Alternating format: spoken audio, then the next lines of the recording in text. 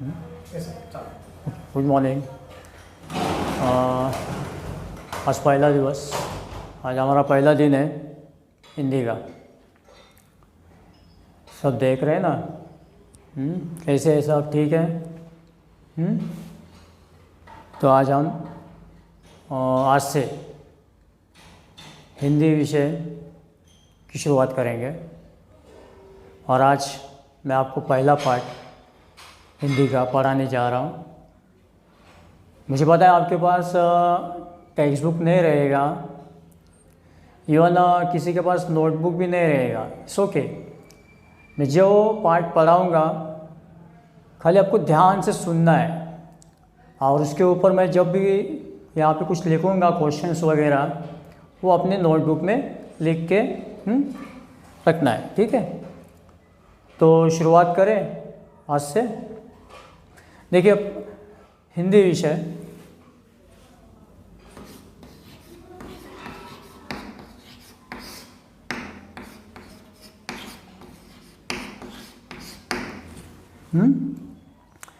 तो सबसे पहले आप सबको मैं अपनी तरफ से शुभकामनाएं देता हूँ, शुभेच्छा देता हूँ। तो हिंदी का जो पहला पार्ट है, वो पहला पार्ट देखिए ध्यान से। पहला पार्ट भारत महिमा। भारत महिमा।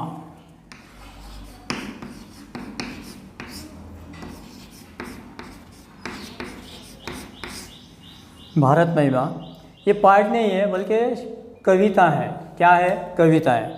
ठीक है? तो आज पहली कविता हम देखेंगे, भारत महिमा, जिसके कवि हैं जयशंकर प्रसाद। ठीक है? आज की जो हमारी पहली कविता है उसका नाम है भारत महिमा, और इसके कवि जो है जयशंकर प्रसाद। ओके, ठीक है। तो भारत महिमा, अभी भारत यानी कि हमारा देश, अपना देश, जिस देश में हम रहते हैं। हाँ, अपने देश के बारे में हमें पूरी तरह से जानकारी है। ठीक है ना? तो ऐसे भारत देश के बारे में, भारतवर्ष के बारे में हमें इस कविता में जयशंकर प्रसाद जी ने जो कहा है, जो बताया है, हमें ध्यान से सुनना है, क्योंकि इसी के ऊपर आपको जो भी प्रश्न पूछे जाएंगे उसके जवाब आपको लिखना आना चाहिए। तो सबसे पहले मैं इस कविता का, कवि के विचारों का, यानी कविता की विशेषता, कवि ने किस तरह से बताई है, ये आपको मैं बता रहा हूँ। ध्यान से सुनो, सबका ध्यान। ठीक है? कोई किसी से बात नहीं करेगा, ध्यान से सुनेंगे। तो देखिए, भारत महिमा, कवि है जयशंकर प्रसाद। जयशंकर प्रसाद। देखिए, इस कविता में कवि ने क्या बताया कि प्रकृति ने हमारे देश की रचना बड़े प्यार से की है ना, अपना देश। तो देखिए, हमारा देश हिमालय की गोद में बसा हुआ है। हमारा देश हिमालय की गोद में क्या है? बसा हुआ है। हमारा देश सबसे पहले जागृत हुआ था प्राचीन काल। देखो, प्राचीन काल में हमारा देश सबसे पहले जागृत हुआ था, और इसकी संस्कृति सबसे पुरानी है। आर्य संस्कृति। हाँ, हिस्ट्री में आपने पढ़ा होगा कि आर्य हमारे देश में आए थे। हाँ, तब आर्य भाषा। तो ये जो हमारी संस्कृति है तब से लेके सबसे पुरानी है। तभी कवि ने क्या कहा इसमें कि प्रस्तुत कविता में छायावाद के प्रवर्तक जयप्रकाश शंकर प्रसाद जी ने हमारे प्यारे देश भारत के इसी महिमा पंडित अस्तित्व का मनोरम चित्रण किया है। तो अपने देश के बारे में हमें इस कविता में बताया हुआ है। देखिए, कवि की आकांक्षा है कि हमें सदैव अपने देश पर, कवि की इच्छा क्या है कि हमें अपने देश पर, उसकी सभ्यता और संस्कृति पर गर्व करना चाहिए। हमें ही नहीं, पूरे विश्व में जहाँ पे जो लोग रहते हैं उनका देश है, उनके देश की संस्कृति का और उनकी सभ्यता का उन्हें क्या करना चाहिए? गर्व करना चाहिए। और आवश्यकता पड़ने पर हमें देश के लिए अपना सर्वस्व न्यौछावर कर देने के लिए तत्पर रहना चाहिए। आपने गाने सुने होंगे देशभक्ति के, कर चले हम पिता वतन साथियों, है ना, जो हमारे देश के वीर जवान अपने देश के खातिर अपनी जान, यानी कि अपने प्राणों का क्या करते हैं, बलिदान देते हैं, जान न्यौछावर करते हैं। तो कवि ने यही कहा है कि अगर हमें आवश्यकता पड़े तो अपने देश के लिए क्या करना है, अपने प्राण न्यौछावर करने के लिए तैयार रहना है। ठीक है, तो ये मैंने आपको बताया कविता के विशेषता के बारे में, जो हमें जयशंकर प्रसाद जी ने बताई हुई है इस कविता के बारे में। तो अभी देखिए आपके पास टेक्स्ट बुक नहीं है, कोई बात नहीं है, हाँ ठीक है। मैं कविता की पहले 4 पंक्तियाँ आपके सामने रीड करूँगा, पढ़ूँगा, ध्यान से सुनिए, हाँ, ताकि आपको पता चले कि ठीक है। देखो पहली 4 लाइन्स मैं रीड करने जा रहा हूँ, ध्यान से सुनो। हिमालय के आंगन में उसे किरणों का दे उपहार, हिमालय के आंगन में उसे किरणों का दे उपहार, उषा ने हंस अभिनंदन किया, उषा ने हंस अभिनंदन किया और पहनाया हीरक हार। देखिए और एक बार मैं पढ़ने जा रहा हूँ, ध्यान से सुनो। हिमालय के आंगन में उसे, हिमालय के आंगन में उसे किरणों का दे उपहार, उषा ने हंस अभिनंदन किया और पहनाया हीरक हार। ठीक है, अब आगे के 2 लाइन्स 2 पंक्तियाँ देखिए। जगे हम लगे जगाने विश्व, लोक में फैला फिर आलोक। क्या कहा है, जगे लगाने विश्व, लोक में फैला फिर आलोक, व्योतम पुंज हुआ तब नष्ट, व्योतम पुंज हुआ तब नष्ट, अखिल संस्कृति हो उठी अशोक। समझ में आया? देखिए और एक बार, जगाने विश्व, लोक में फैला फिर आलोक, व्योतम पुंज हुआ तब नष्ट, अखिल संस्कृति हो उठी अशोक। और उसके बाद देखिए लास्ट 2 पंक्तियाँ। विमल वाणी ने वीणा ली, विमल वाणी ने वीणा ली, कमल कोमल कर में सप्रीत। देखिए विमल वाणी ने वीणा ली, कमल कोमल कर में सप्रीत, सप्त स्वर सप्त सिंधु में उठे, छिड़ा तब मधुर साम संगीत। देखिए और एक बार, विमल वाणी ने वीणा ली, कमल कोमल कर में सप्रीत, सप्त स्वर सप्त सिंधु में उठे, छिड़ा तब मधुर साप संगीत। देखिए ये जो मैंने पंक्तियाँ यहाँ पे आपके सामने पेश की है, सादर की है, जो मैंने पढ़ा है वो आपने सुना है, लेकिन आपको समझ में नहीं आया कि एक्चुअली क्या है, इसका भावार्थ क्या है, इसका सरल अर्थ क्या है। ठीक है, ये भी मैं आपको अच्छी तरह से पढ़ाऊँगा, खाली ध्यान से सुनना है। ठीक है, अभी देखिए, हिमालय के आंगन में उसे किरणों का दे उपहार, उपहार है ना। अभी उपहार इस शब्द का अर्थ है, जैसे हम किसी के घर जाते हैं प्रोग्राम या कार्यक्रम में, तो अपने साथ क्या लेके जाते हैं, उपहार, यानी कि भेंट। तो ये हुआ भेंट। ठीक है, इसका अर्थ हुआ भेंट। उसके बाद देखिए, उषा ने हंस अभिनंदन किया और पहनाया हीरक हार। उषा तो आपको पता ही है, उषा यानी कि सुबह, और निशा रात। उषा निशा दोनों बहनें हैं, जो सुबह होती है वो उषा और जो रात को आती है वो निशा। ठीक है, तो उषा ने हंस अभिनंदन किया और पहना हीरक हार। तो हीरक, तो हीरक हार, जैसे गले में पहनने वाला हार होता है, मालाएं होती हैं, तो उसी प्रकार की ये जो हीरक हार, हीरक तो आपको पता है। देखिए इसमें एक्शंस, हीरक, कोहिनूर, डायमंड, तो उसी प्रकार हीरक का मतलब है हीरो का हार। ओके, हीरो का हार। उसके बाद देखिए, जगे हम लगे जगाने विश्व, लोक में फैला फिर आलोक, है कि नहीं, आलोक। ठीक है, देखिए जब सवेरा होता है तो चारों ओर क्या छाता है, नेचुरली क्या, जिसे हम कहते हैं प्रकाश। ओके, हाँ, समझ में आया। उसके बाद देखिए, व्योतम पुंज हुआ तब नष्ट, व्योतम पुंज हुआ तब नष्ट, है कि नहीं। अभी यहाँ पे देखो, हाँ, व्यो, हाँ, सूरज हमें कहाँ दिखाई देता है, तो आप सब ऊपर देखेंगे, तो ऊपर क्या है, वेरी गुड, आकाश, है ना, तो ये आकाश है। उसके बाद देखिए तम, उसमें ज्वाइंट हुआ है तम, तम, अभी तम इसका अर्थ है अंधेरा, आलोक का अर्थ है प्रकाश, तो इसका अर्थ है ठीक है, अंधेरा। देखिए उसके बाद अखिल संस्कृति हो उठी अशोक, अखिल, अखिल, देखिए शब्द में ही अर्थ छुपा हुआ है, अखिल, हाँ, अखिल यानी कि संपूर्ण, हाँ, संपूर्ण। उसके बाद संस्कृति, हाँ, संस्कृति, दिस इज नॉट संस्कृति, हाँ, संस्कृति, संस्कृति का मतलब है हाँ, जो हमारे माता पिता से हमें प्राप्त होता है, हाँ, गुरुजनों से प्राप्त होता है, सबसे प्राप्त होता है, हाँ, ज्ञान, हाँ, यानी कि जो हम कहेंगे उसे संस्कार, बराबर, संस्कृति का मतलब है संस्कार। अखिल संस्कृति हो उठी अशोक, हाँ, अशोक के किसी व्यक्ति का नाम नहीं है, सम्राट अशोक वगैरह है कि नहीं, ठीक है ना।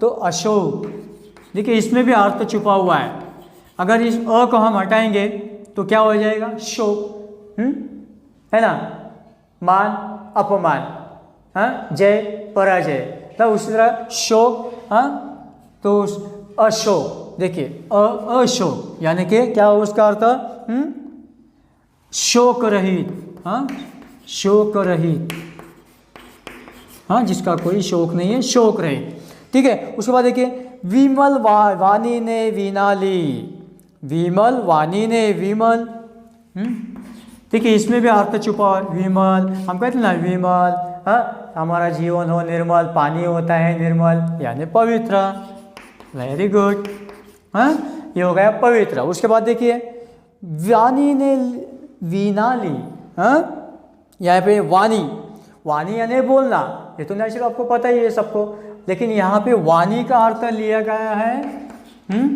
स्पेशली कविता में, हाँ, सरस्वती, हाँ, क्या लिया हुआ है, सरस्वती, ठीक है।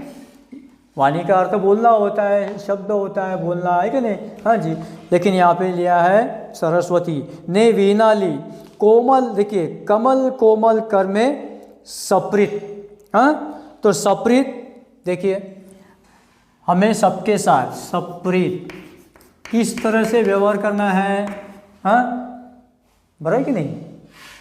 आज जो परिस्थिति है आप देख रहे हो, गरीबों की हालत क्या हो रही है, हाँ, बीमारों की हालत क्या हो रही है, तो इन सब के साथ हमें किस तरह से पेश आना चाहिए, सप्रीत यानी कि प्रेम के साथ, प्रेम के साथ, ठीक है।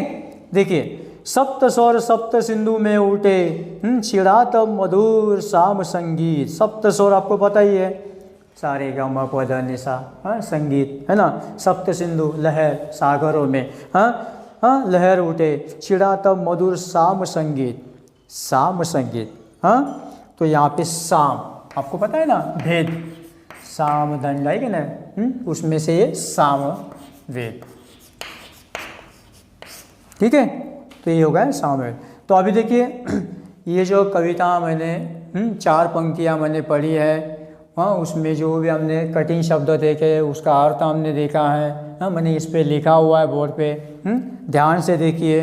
अभी देखिए हिमालय के आंगन में उसे वहाँ से लेके छिड़ा तब मधुर शाम संगीत, ये जो पंक्तियाँ इसका सरल अर्थ क्या है, जो मैं ध्यान से आपको पढ़ाऊंगा, आपको ध्यान से सुनना है। देखिए कवि क्या कहते हैं कि हमारा ये प्यारा भारत देश, हाँ, हिमालय के आंगन के समान है, ये तो समझ में आया। और प्रतिदिन उषा भारत को सूर्य की किरणों का उपहार देती है, सुबह रोज होती है, हाँ, आकाश में सूरज उगता है, सूरज क्या करता है, अपनी किरणों से क्या करता है, चारों ओर झगमगाहट यानी कि किरणों का ऊपर देती है उषा सुबह। तब ऐसा लगता है मानो हंसकर वो भारत भूमि का अभिनंदन कर रही है क्या नहीं, प्रसन्नता। अगर हमारे घर में या कहाँ पे भी कुछ कार्यक्रम होता है तब चारों ओर वहाँ पे क्या होती है, प्रसन्नता चाहिए होती है। वैसे ही सवेरा जब होता है, सूरज की किरणें जब धरती पे आती है सुबह आने के बाद, हमें भी अच्छा लगता है ना। उसी प्रकार देखिए प्रतिदिन उषा भारत को सूर्य किरणों का उपहार देती, तो ऐसा लगता है मानो हंसकर वो भारत भूमि का अभिनंदन कर रही है। किसका अभिनंदन कर रही है, भारत भूमि का, क्योंकि कविता किसके ऊपर आधारित है, भारत के ऊपर। इसके कवि कौन है, जयशंकर प्रसाद जी, है कि नहीं।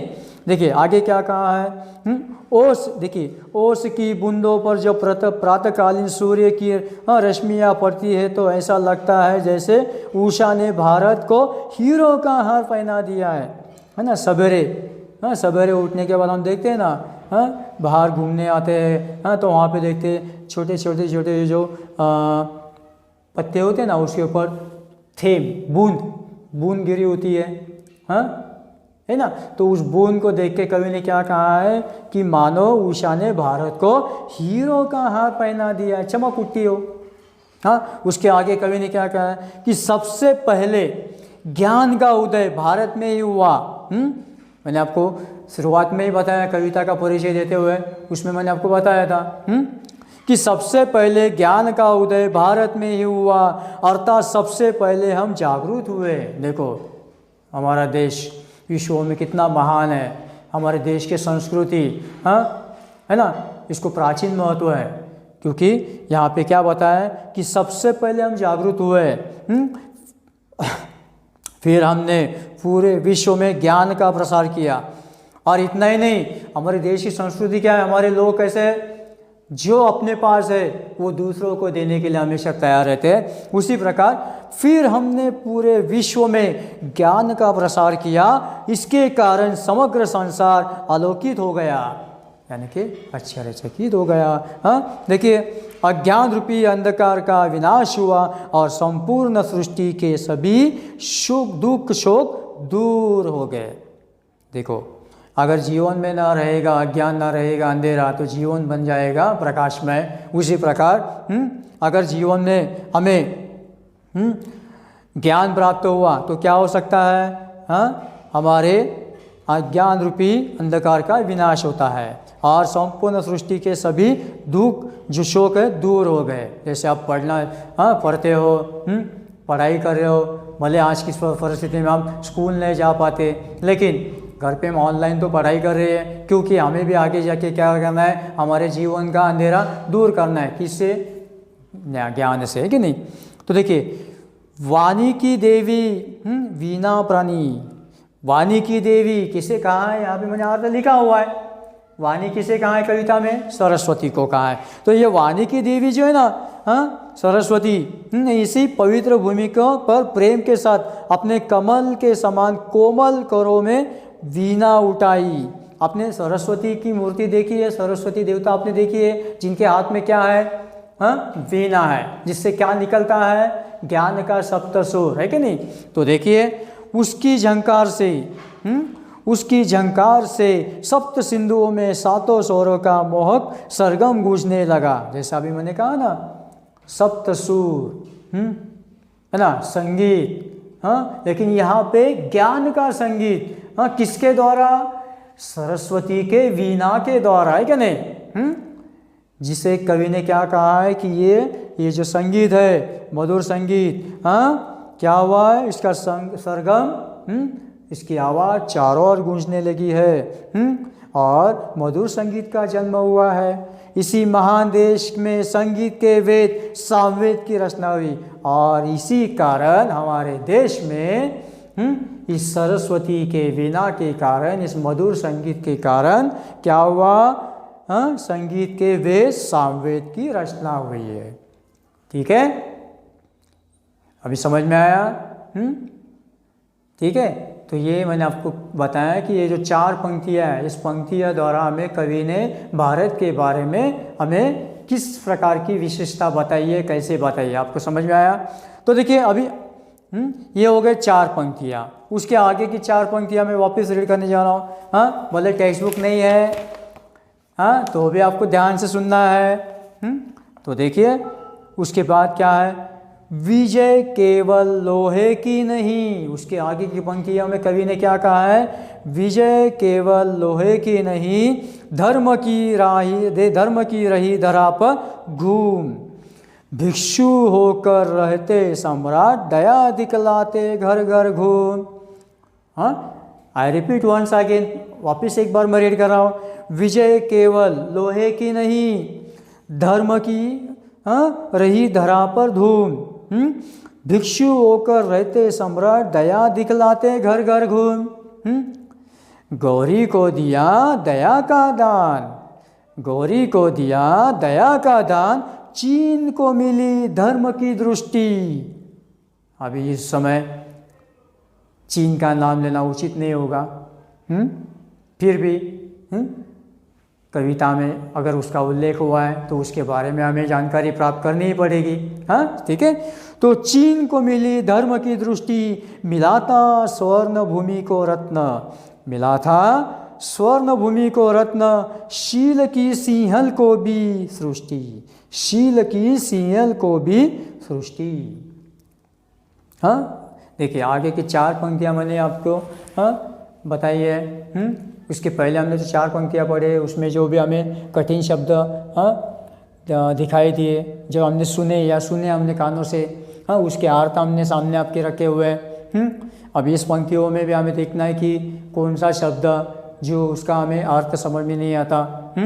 लेकिन उससे पहले ये आपको समझ में आया। देखिए वापस एक बार मैं रिवाइज करता हूँ। देखिए कविता का नाम क्या है, भारत महिमा। हाँ, ठीक है, यहाँ पे कविता लिखता हूँ मैं, समझ में नहीं आया तो कविता। हाँ, भारत महिमा, कवि है जयशंकर प्रसाद। हाँ, और पहले के जो हमने 4 पंक्तियाँ पढ़ी है उसमें हमें उपहार, इसका अर्थ हुआ भेंट। हाँ, हीरक हार, हीरो का हार, आलोक प्रकाश, व्यो, आकाश तम अंधेरा, इन दोनों को मिलाए व्योतम। उसके बाद अखिल संपूर्ण, संस्कृति संस्कार, अशोक शोक रहित, विमल पवित्र, वाणी सरस्वती, सप्रीत प्रेम के साथ, और साम सामवेद, है ना।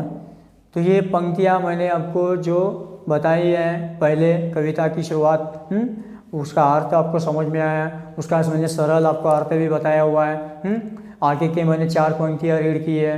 हाँ, ठीक है, तो हम उसके बारे में भी देखेंगे। इसके बारे में आपने देखा है, मुझे लगता है कि ये आपको समझ में आया है। नहीं आया है, इसका अर्थ समझ में नहीं आया। हाँ, तो मैं आपको 1-2 मिनट देता हूँ। अगर आपके पास नोटबुक है तो फटाफट नोट डाउन करो। जिसके पास टेक्स्ट बुक है वो टेक्स्ट बुक में अपने पेंसिल द्वारा, हाँ, जहाँ पे शब्द दिखाई दे उसके साइड में, हाँ, उसका अर्थ लिखो, ठीक है। तो ये आपको समझ में आएगा, एकदम ईजीली है। 2 मिनट का समय मैं दे रहा हूँ आपको, 2 मिनट में आपको क्या करना है, ये लिखना है, ठीक है ना। वहाँ पे आपका टाइम स्टार्ट हुआ, क्योंकि 2 मिनट के बाद हम आगे की 4 पंक्तियाँ देखेंगे, ठीक है।